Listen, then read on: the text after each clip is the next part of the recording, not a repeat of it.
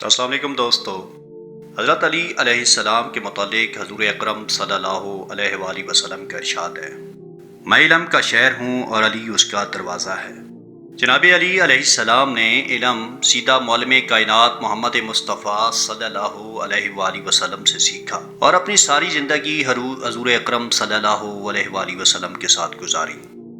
دوستو، ایک دفعہ یہودیوں کی ایک جماعت مولا علی علیہ السلام کے پاس آئی اور وہ یہودی جناب علی علیہ السلام کے علم اور دانائی کے مقام سے واقف تھے اور نادان یہ سوچ کر آئے تھے کہ اگر کسی طریقے سے وہ مولا علی علیہ السلام کو علمی بنیاد پر شکست دے دیں تو اس سے مسلمانوں کو شرمندگی ہوگی اور ہر طرف ہمارا ڈنکا بجنے لگے گا۔ چنانچہ اس جماعت نے منصوبہ بنایا کہ ہم علی علیہ السلام سے مشکل سوالات کریں تاکہ وہ ان کے جوابات نہ دے پائیں۔ اس جماعت کے یہودیوں نے یہ بھی منصوبہ بنایا کہ اگر جناب علی علیہ السلام ان سوالات کے جوابات دینے پر فقط تیار ہو جائیں اور جواب نہ بھی دیں تو بھی وہ جیت جائیں گے، کیونکہ وہ مولا علی علیہ السلام پر شرط لگانے والے تھے کہ ان کے سوالات کے جوابات قرآن کی بجائے تورات سے دیے جائیں، اور اگر باب علم اس بات پر راضی ہو گئے تو انہیں قرآن سے ہٹنا ہوگا۔ دوستو، یہودیوں کی یہ جماعت اپنے دانشور راس الجلود کی قیادت میں حضرت علی علیہ السلام کے پاس آئی اور بولے کہ اے علی، ہم لوگوں نے آپ کے علم کا بہت چرچا سنا ہے۔ حضرت علی علیہ السلام مسکرا کر بولے، تو کیا اس بات کی تصدیق کرنے آئے ہو؟ راس الجلود بولا، ہم آپ سے چند سوالات کریں گے، آپ کو ان کا جواب ہماری کتاب تورات سے دینا ہوگا، اور اگر آپ نے سب کے سامنے سوالات کے ٹھیک جواب دے دیے تو ہم آپ کو باب العلم مان لیں گے۔ دوستو، مولا علی علیہ السلام نے یہودیوں کا چیلنج قبول کر لیا اور بولے، اگر میں تمہارے سوالات، جو کہ میں ابھی تک نہیں جانتا کہ کیا سوالات ہیں، ان کے جواب دینے میں کامیاب ہو گیا تو کیا تم لوگ دین اسلام قبول کر لو گے؟ یہودی اس بات پر آمادہ ہو گئے کہ اگر ان کے تمام سوالوں کے جواب انہیں تورات سے مل گئے تو وہ یہودی مذہب چھوڑ کر اسلام قبول کر لیں گے، اور یہ اس بات کی دلیل ہوگی کہ جس ذات سے حضرت علی علیہ السلام نے علم سیکھا ہے وہ یقیناً اللہ کی طرف سے بھیجے گئے سچے نبی ہیں۔ دوستو، مولا علی علیہ السلام اور یہودی جماعت میں معاملات طے ہو گئے، سب لوگ اکٹھے ہو گئے اور مجمع کی شکل میں بیٹھ گئے تو یہودیوں کی طرف سے راس الجلود چہرے پر فاتحانہ مسکراہٹ لے کر فاتح خیبر سے علم کے تکبر میں بولا، اے علی، اس چیز کا نام بتائیں جو خدا کے لیے نہیں ہے۔ یہودی یہ جانتے تھے کہ مسلمانوں کی کتاب میں درج ہے کہ ہر چیز خدا کے لیے ہے، اور اس بات کا جواب باب العلم کے لیے دینا ناممکن ہوگا۔ مجمع میں بیٹھے تمام افراد سوچ میں ڈوب گئے کہ کائنات میں کیا کوئی ایسی چیز بھی ہے جو خدا کے لیے نہ ہو؟ تو مولا علی علیہ السلام نے بغیر کسی سوچ کے فرمایا، تم جاننا چاہتے ہو وہ کون سی چیز ہے جو اللہ کے لیے نہیں ہے؟ تو اس کا جواب ہے شرک، اور اللہ ہر قسم کے شرک سے پاک ہے۔ تمام مجمع جو بیٹھا سن رہا تھا بے ساختہ واہ واہ کہہ اٹھا۔ تو راس الجلود نے دوسرا سوال کیا اور بولا، اے علی، یہ بتائیے وہ کون سی جگہ ہے جہاں پر اللہ موجود نہیں؟ اس پر مولا علی علیہ السلام بولے، اللہ ہر جگہ موجود ہے۔ اس پر راس الجلود بولا، اس سوال کا جواب آپ ہمیں ہماری کتاب سے دیں۔ حضرت علی المرتضیٰ علیہ السلام نے فرمایا، کیا تمہاری کتاب میں یہ نہیں لکھا کہ حضرت موسیٰ علیہ السلام کے پاس ایک فرشتہ آیا، آپ نے اسے پوچھا کہ وہ کہاں سے آیا ہے تو اس نے جواب دیا کہ میں 7ویں آسمان سے آیا ہوں۔ پھر ایک اور فرشتہ آیا اور اسے پوچھا کہ وہ کہاں سے آیا ہے تو وہ بولا کہ وہ زمین کی 7ویں گہرائی سے آیا ہے۔ موسیٰ علیہ السلام نے دونوں فرشتوں سے سوال کیا، تمہارے قریب وہاں کون تھا؟ تو وہ بولے، ہمارے قریب وہاں ہمارا رب تھا۔ بس معلوم ہوا کہ بلندیوں کی انتہا ہو یا زمینوں کی کل گہرائی، اللہ ہر جگہ موجود ہوتا ہے۔ یہ جواب سن کر یہودی پریشان رہ گئے۔ تب مولا علی علیہ السلام نے فرمایا، پاک ہے وہ ذات جو کائنات کے ذرے ذرے میں ہے، اور ہر چیز میرے رب کے قریب ہے۔ تیسرا سوال یہودیوں نے پوچھا، یا علی، یہ بتائیں وہ کون سی چیز ہے جو رب کے قریب نہیں ہے؟ مولا علی علیہ السلام بولے، ظلم ایک ایسی چیز ہے جو میرے رب کے قریب نہیں ہے۔ تیسرا جواب ٹھیک ہونے پر راس الجلود تھوڑا سا پریشان ہوا اور اپنی حکمت عملی بدل کر علمی سوال کرنے کی بجائے مولا سے تاریخی سوال کیا اور بولا، اے علی، اس چشمے کا نام بتائیں جو زمین پر پہلی مرتبہ جاری ہوا۔ مولا علی علیہ السلام بولے، اس چشمے کو چھوڑو، پہلے یہ بتاؤ کہ تمہارے دل میں کیا ہے، اور تمہارے دل میں یہ ہے کہ وہ چشمہ بیت المقدس کی ایک چٹان کے نیچے ہے۔ راس الجلود کے منہ سے بے ساختہ ہاں نکلا تو مولا علی علیہ السلام بولے آج اپنی اصلاح کر لو، کیونکہ زمین پر بہنے والا پہلا چشمہ وہ نہیں ہے جو تم سمجھتے ہو، بلکہ زمین پر بہنے والا پہلا چشمہ وہ ہے جسے حضرت خضر علیہ السلام نے پانی پیا تھا اور اس سے آب حیات جاری ہے۔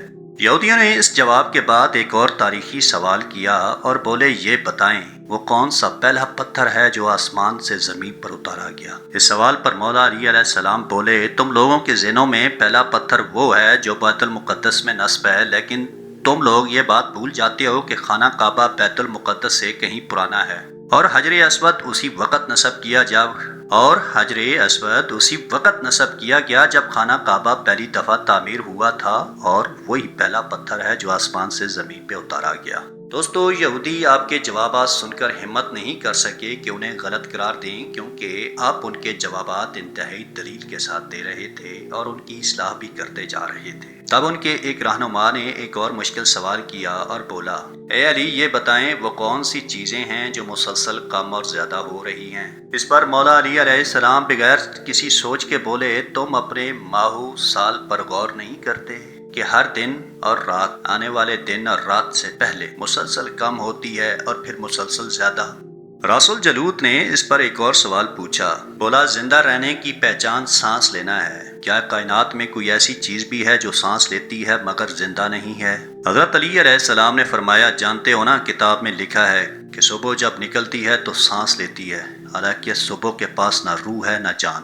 یہ سن کر وہ جلدی جلدی بولا اچھا یہ بتائیں زمین کا وہ کون سا حصہ ہے جہاں سورج کی کرنیں ساری زندگی میں صرف ایک دفعہ پڑی اور پھر کبھی نہیں پڑی؟ مولا علی علیہ السلام نے فوراً جواب دیا، حضرت موسیٰ علیہ السلام نے جب دریا کو اپنے عصا سے 2 ٹکڑے کیا تو اس زمین پر سورج کی کرنیں پہلی دفعہ پڑی، اور جب آپ اور آپ کی قوم وہاں سے گزر گئے اور پانی نے وہ راستہ بند کر دیا تو پھر اس جگہ پر سورج کی کرنیں دوبارہ کبھی نہیں پڑی۔ دوستو اگلا سوال یہودیوں نے یہ کیا، بولے یا علی یہ بتائیں وہ کون سی 2 چیزیں ہیں جو ہمیشہ غائب رہتی ہیں اور وہ کون سی 2 چیزیں ہیں جو ہمیشہ حاضر رہتی ہیں؟ اس پر مولا علی علیہ السلام بولے آسمان اور زمین کی طرف دیکھو، دونوں تمہیں کہیں کبھی حضرت علی علیہ السلام بولے آسمان اور زمین کی طرف دیکھو، وہ دونوں تمہیں کبھی غائب نظر نہیں آئیں گے، وہ دونوں ہمیشہ حاضر رہتے ہیں، اور موت اور زندگی کو ڈھونڈو تو تم دونوں کو غائب پاؤ گے اور تمہارے پاس ان کا کوئی پتہ نہیں ہے۔ یہودی رہنما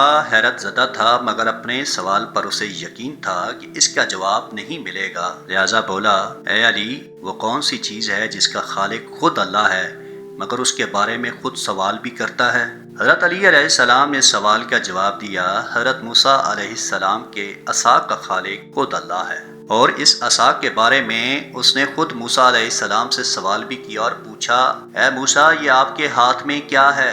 پھر یہودیوں نے اگلا سوال کیا کہ بیت اللہ کا طواف تو ذی حیات کرتے ہیں، لیکن اس بے جان چیز کے بارے میں بتائیں جس نے بیت اللہ کا طواف کیا ہو؟ مولا علی علیہ السلام بولے کشتی نوح ایک ایسی بے جان چیز ہے جو طوفان کے دوران اس مقام پر پہنچی جہاں بیت اللہ ہے تو اس نے اس کے گرد 7 چکر لگا کر طواف کیا۔ پھر راس الجلود نے پھر مولا علی علیہ السلام سے سوال کیا اے علی یہ بتائیے وہ کون سا ایک ہے جس کا 2 نہیں؟ حضرت علی علیہ السلام نے فوراً جواب دیا اللہ ایک ہے جس کا دوسرا نہیں۔ پوچھا وہ کون سے 2 ہیں جن کا تیسرا نہیں؟ فرمایا دن اور رات 2 ہیں ان کا تیسرا نہیں۔ اس نے سوال کیا وہ کون سے 3 ہیں جن کا چوتھا نہیں؟ آپ نے فرمایا لوح قلم کرسی 3 ہیں ان کا چوتھا نہیں۔ پوچھا وہ کون سے 4 ہیں جن کا 5واں نہیں؟ فرمایا زبور تورات انجیل قرآن مجید 4 ہیں ان کا 5واں نہیں۔ سوال کیا وہ کون سے 5 ہیں جن کا 6واں نہیں؟ فرمایا نمازیں 5 ہیں فجر ظہر عصر مغرب عشاء 5 ہیں ان کا 6واں نہیں۔ اس نے سوال کیا وہ کون سے 6 ہیں جن کا 7واں نہیں؟ فرمایا زمین و آسمان 6 دن میں پیدا ہوئے ان کا 7واں نہیں۔ سوال کیا وہ کون سے 7 ہیں جن کا 8واں نہیں؟ فرمایا میرے رب نے 7 آسمان بنائے ہیں ان کا 8واں نہیں۔ سوال کیا وہ کون سے 8 ہیں جن کا 9واں نہیں؟ فرمایا عرش کو 8 فرشتوں نے اٹھایا ہوا ہے 9واں نہیں۔ پوچھا وہ 9 بتائیے جن کا 10واں نہیں؟ حضرت علی علیہ السلام نے فرمایا اللہ تعالیٰ نے حضرت صالح علیہ السلام کی حضرت علی علیہ السلام نے فرمایا اللہ تعالیٰ فرماتا ہے حضرت صالح علیہ السلام کی قوم میں 9 بڑے سردار تھے، ان کا 10वां नहीं। दोस्तों अब मजमे में अजीब सी कैफियत पैदा होने लगी और यहूदी आलिम भी सोच में पड़ गए कि बात कहाँ से शुरू हुई थी और कहाँ तक पहुँच गई। अब रासुल जलूद ने अगला सवाल किया, वो कौन से 10 हैं जिनका 11वां नहीं? फरमाया, हज के मौके पर कुर्बानी ना हो तो 7 रोजे हरम में और 3 रोजे घर पर रखने का हुक्म है, और ये 7 और 3 मिलाकर 10 हो गया जिनका 11वां नहीं। फिर पूछा, वो कौन से 12 हैं जिनका 13वां नहीं? फरमाया, साल के 12 महीने होते हैं, 13वां नहीं। सवाल किया, वो कौन से 13 हैं जिनका 14वां नहीं? फरमाया, हजरत यूसुफ अलैहिस्सलाम ने जब ख्वाब में देखा तो 11 सितारे, सूरज और चांद ये 13 थे, 14वां नहीं। रासुल जलूद ने बाबे इल्म मौला अली अलैहिस्सलाम से कई सवाल किए और आपने तमाम के जवाबात बिल्कुल ठीक ठाक बिला तवक्कुफ दिए तो मजमे में बैठे हुए एक यहूदी बोला, ऐ अली, लोग तो हर सवाल पर सोच कर जवाब देते हैं, आप तो हर सवाल का जवाब बिला तवक्कुफ दे रहे हैं। इस पर मौला अली अलैहिस्सलाम बोले, तुम्हारे एक हाथ में कितनी उंगलियां हैं? तो वह फौरन बोला, 5। इस पर हजरत अली अलैहिस्सलाम ने कहा, तूने भी बगैर सोचे जवाब दे दिया। तो यहूदी बोला, हजरत ये भी कोई पूछने की बात है, ये मेरा हाथ है और मुझे मालूम है कि मेरे हाथ में 5 उंगलियां हैं। तो इस पर मौला अली अलैहिस्सलाम ने फरमाया, मुझे भी ये सारे इल्म ऐसे ही मालूम है जैसे तुम्हें मालूम है कि तुम्हारे हाथ में 5 उंगलियां हैं। दोस्तों यहूदी नादान ये नहीं जानते थे कि बाबुल इल्म के पास कायनात के राजों का इल्म है, लेकिन जब उन्हें तमाम सवालात के जवाबात ठीक मिल गए तो रासुल जलूद समेत तमाम यहूदी जमात ने कलमा पढ़ा और दायरे इस्लाम में दाखिल हो गए।